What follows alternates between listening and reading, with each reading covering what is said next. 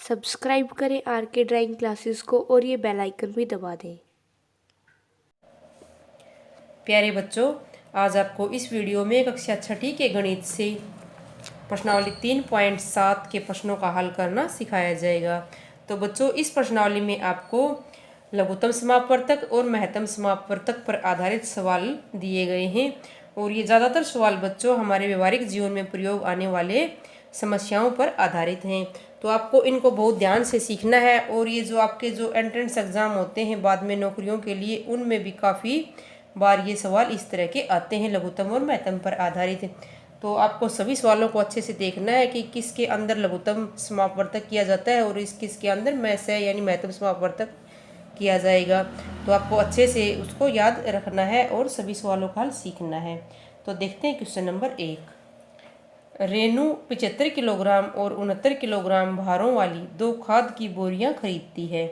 भार के उस बट्टे की जगह पर बच्चों इस गणित में यहाँ पर कट्टे आएगा। इस सवाल में उस कट्टे का अधिकतम मान ज्ञात कीजिए। दोनों बोरियों के भारों को पूरा पूरा माप ले।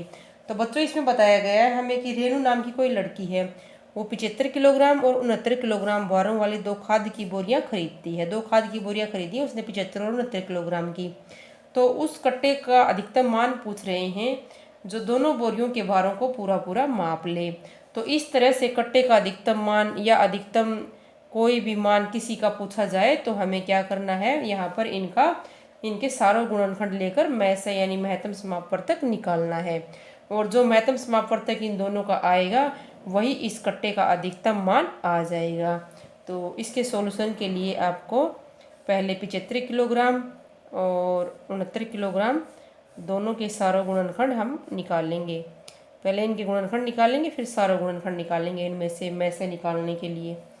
तो ये बच्चों जाएगा 3 से भाग, 3 दूनी 6 और 3 पंजे 15 और पंजे पंजे 25, 5 एकम 5। अब इसको भी भाग कर लेते हैं। ये 3 से जाएगा, 3 दूनी 6, 3 तिया 9। अब 23 क्योंकि अभाज्य संख्या है तो किसी से भाग नहीं जाती है, तो 23 एकम 23। तो यहाँ 75 के गुणनखंड लिखेंगे पहले 3 गुणा में 5 गुणा में 5 गुणा में 1। अब 69 के लिखेंगे बच्चों 3 गुणा 23 गुणा में 1। अब हम देखते हैं इनमें सारों गुणनखंड क्या है। सारों गुणनखंड इनमें है 3, इसमें भी है इसमें भी है और कोई सारों गुणनखंड नहीं है।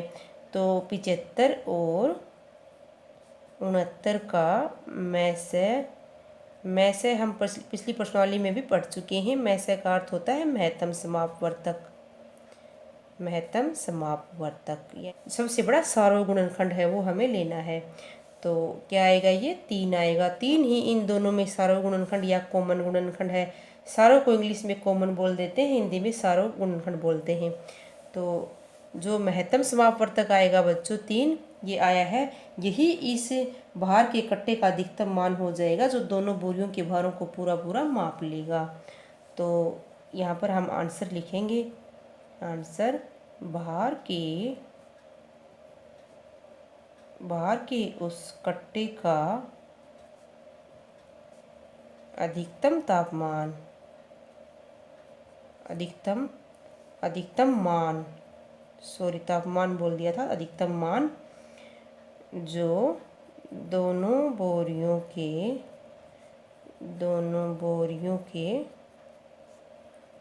भारों को पूरा पूरा माप ले।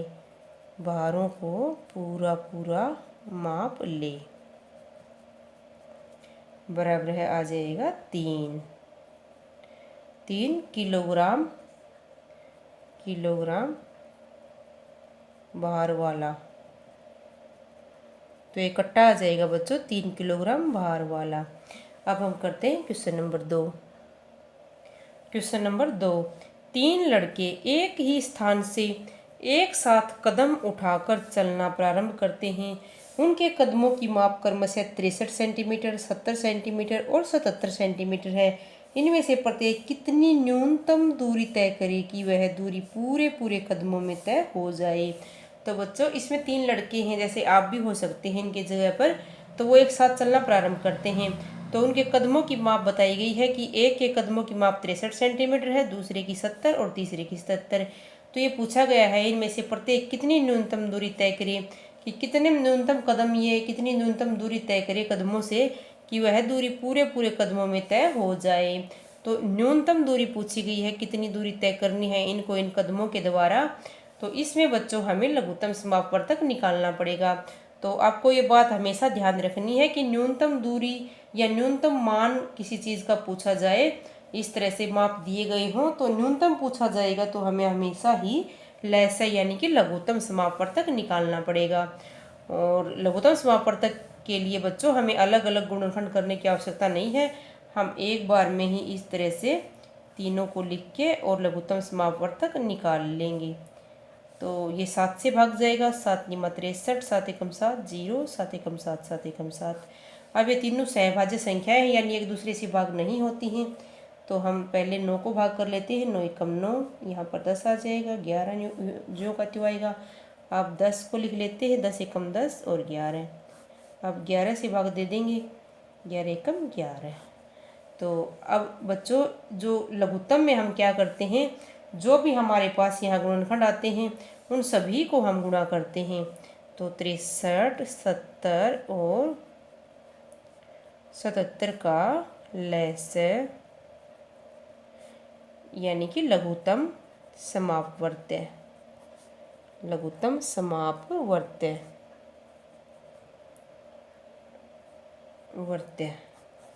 और इसको इंग्लिश में एलसीएम भी बोलते हैं। तो ये आएगा बच्चों 7, ये जो जितने गुणनखंड हैं इनको गुणा कर देंगे, गुणा 9 गुणा 10 गुणा में 11, 7 निमा 63, 63 की और 1 की गुणा करेंगे, 63 एकम 63, 0 गिन के लगा देंगे, 630 आ जाएगा। 630 को 11 से गुणा कर देंगे, 11 0 0, 11 3 33, हासिल 3, 11 6 का 66 और 3 69, 6930। तो इनका लघुत्तम आया है 6930 सेंटीमीटर। और यही वह न्यूनतम दूरी है जो इनको तीनों लड़कों को अपने इन कदमों के द्वारा तय करनी पड़ेगी ताकि इनकी दूरी पूरे पूरे कदमों में तय हो जाए। तो यहाँ पर हम लिखेंगे बच्चों न्यूनतम दूरी, आंसर न्यूनतम दूरी बराबर है 6930 सेंटीमीटर। सेंटीमीटर में दिया है तो आप सेंटीमीटर में ही लिखना है इनको, किलोमीटर में दिया होता तो यहाँ किलोमीटर आ जाता। क्वेश्चन नंबर 3, किसी कमरे की लंबाई चौड़ाई और ऊंचाई क्रमशः 825 सेंटीमीटर, 675 सेंटीमीटर और 450 सेंटीमीटर है।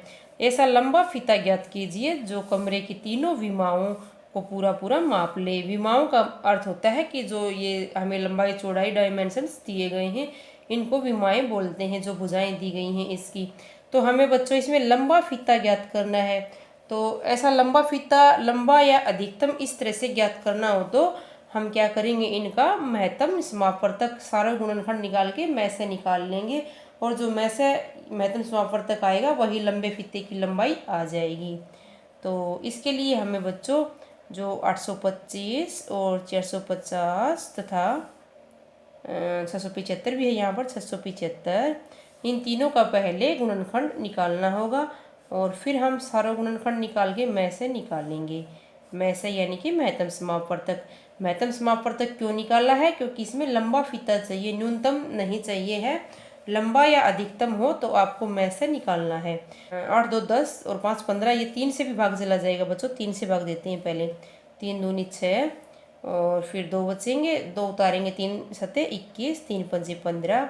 अब ये 2 जमा 7 9 5 14, 3 से नहीं जाएगा 5 से जाएगा, पंजे पंजे 25, पंजे पंजे 25, 5 एकम 5, 5 एकम 5। अब 11 से जाएगा, 11 एकम 11, 6 जमा 7 13 5 18, अंकों का योग 3 से भाग हो जाएगा 18, तो ये 3 से भाग जाएगा, 3 दूनी 6, 3 दूनी 6, 3 पंजे 15, 2 2 4 5 9, अंकों का योग 9, 3 से भाग जाता है तो 3 से भाग जाएगा ये, 3 सते 21, 3 पंजे 15, 7 जमा 5 12 भी भाग जाता है 3 से, तो 3 दूनी 6, 3 पंजे 15, अब ये 5 से भाग जाएगा, पंजे पंजे 25, 5 एकम 5। ये बच्चों इकाई का अंक यहाँ पर 0 है तो ये 2 से भाग चला जाएगा। इनमें इकाई के अंक विषम संख्या थे इसलिए हमने 2 से भाग नहीं किया था। 2 से पूरा पूरा भाग नहीं होता है अगर इकाई का अंक सम संख्या न हो।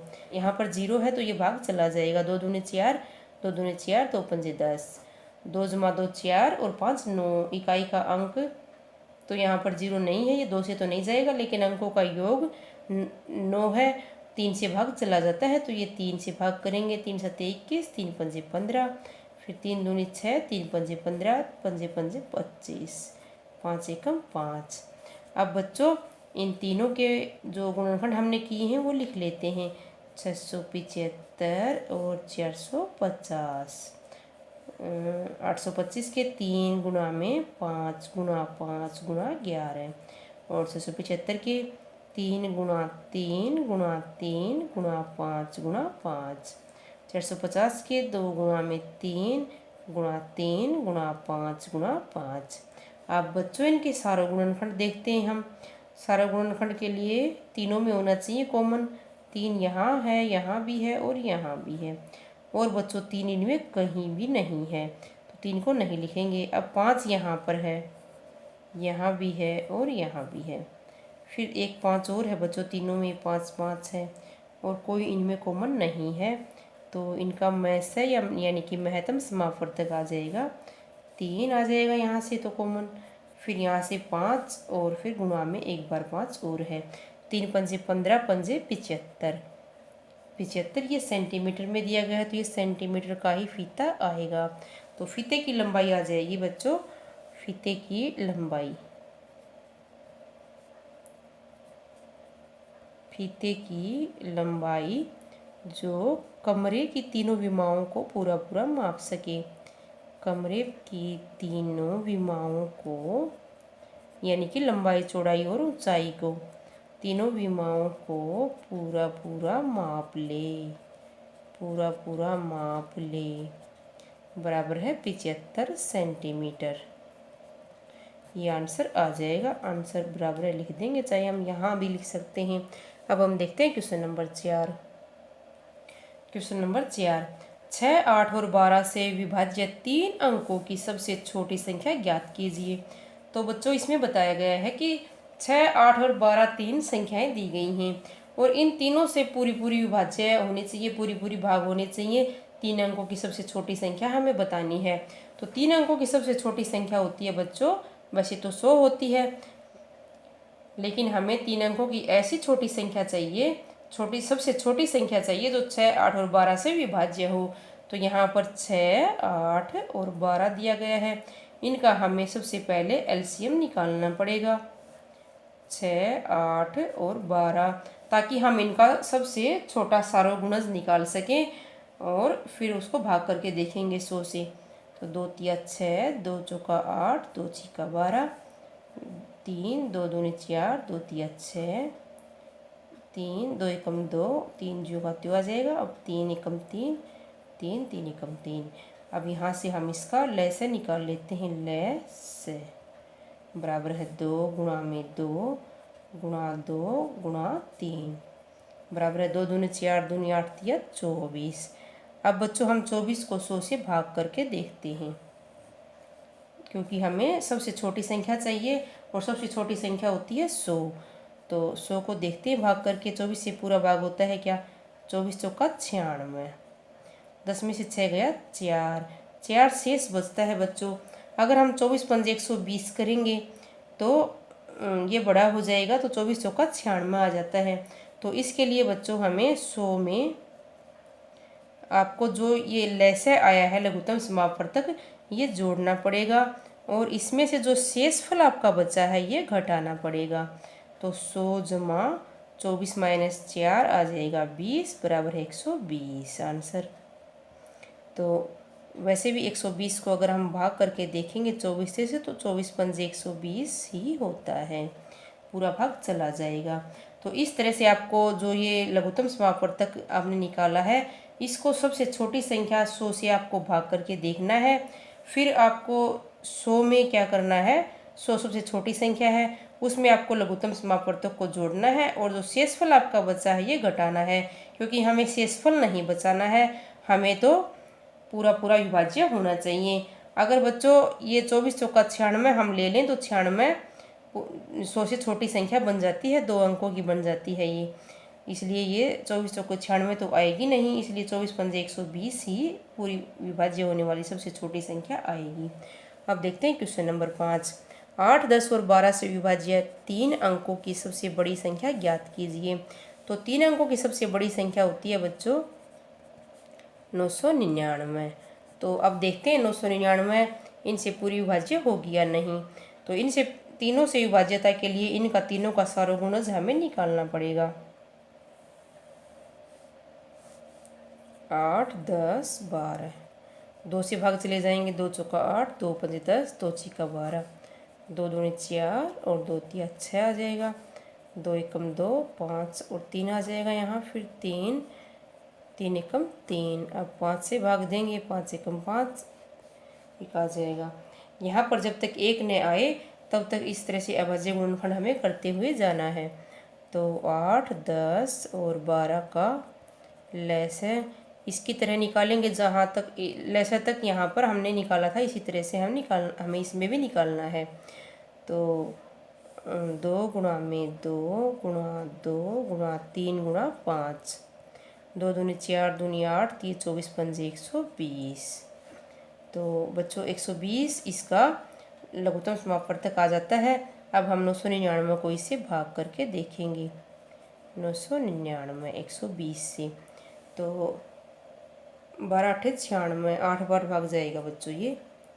8 0 0, 8 दूनी 16, 8 एकम 8 और 1 9, 9 बच जाएगा, 9 में से 6 गया 3। तो अब 39 शेष बचता है बच्चों। तो इसमें हमें अगली संख्या नहीं लेनी है, इसमें हमें सीधा ही जैसे 999 है, इसमें से शेषफल को घटा देना है। 9 में से 9 गया 0, 9 में से 3 गया 6 और 9। तो शेषफल घटाना है, बाकी हमें लैसे वगैरह कुछ भी और कुछ नहीं करना है। जब बड़ी संख्या पूछी जाए तो सबसे बड़ी संख्या इस तरह से लिखते हुए आपको शेषफल को घटाना है। तो आपको ये अभीष्ट सबसे बड़ी संख्या मिल जाएगी, 960 आंसर आ जाएगा।